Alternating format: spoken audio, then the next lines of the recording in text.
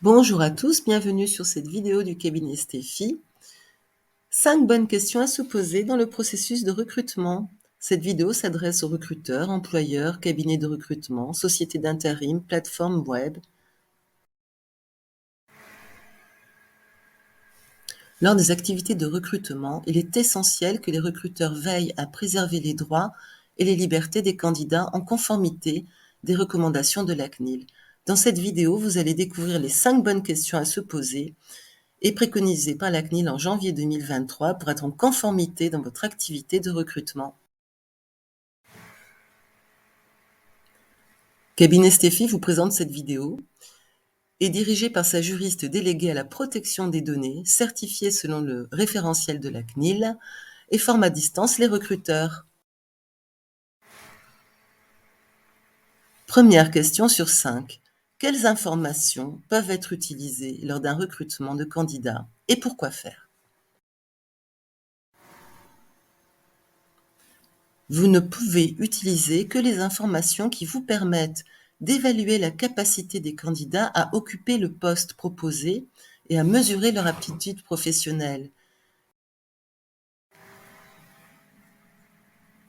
En revanche, lors d'un recrutement d'un candidat, il est interdit, dans cette phase-là, de lui demander son numéro de sécurité sociale et ses coordonnées bancaires notamment.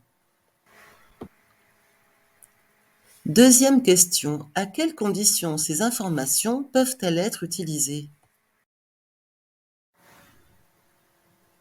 Les informations collectées ne pourront être utilisées que si elles sont traitées de manière licite, loyale et transparente.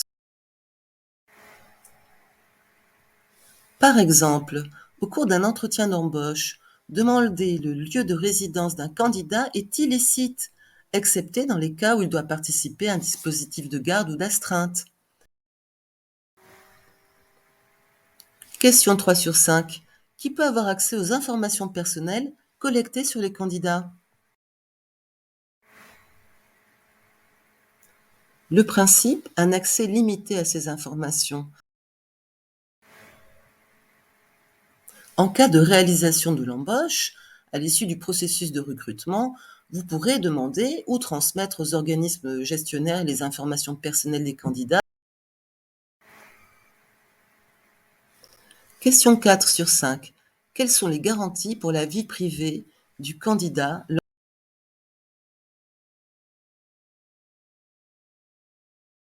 Le candidat a un droit d'information préalable à la collecte de ces données. Notamment, il doit connaître l'identité et les coordonnées du responsable du fichier dédié au recrutement de l'entreprise, les coordonnées du délégué à la protection des données, donc le DPO, s'il y en a un de désigné.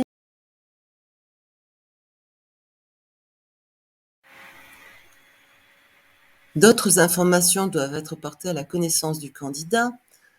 Souvent, c'est sur le site internet du recruteur.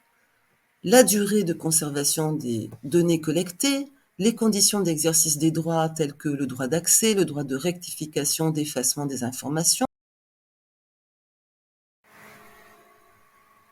Autre garantie, après le droit d'information, les candidats ont un droit d'accès à leurs informations personnelles et peuvent obtenir une copie dans le cadre de la gestion du recrutement sur simple demande et sans avoir à le justifier. Un droit d'information, un droit d'accès aux données, également un droit à ce que ces données soient conservées de manière limitée. 5e question sur 5. Avez-vous mis en place des mesures de sécurité pour contrôler les accès aux informations personnelles des candidats? Le recruteur responsable de traitement doit mettre en place des mesures de sécurité appropriées. Avez-vous déjà désigné le délégué à la protection des données dans votre entreprise qui va répondre aux demandes d'exercice des droits des candidats? Sachez que le cabinet Steffi peut être désigné.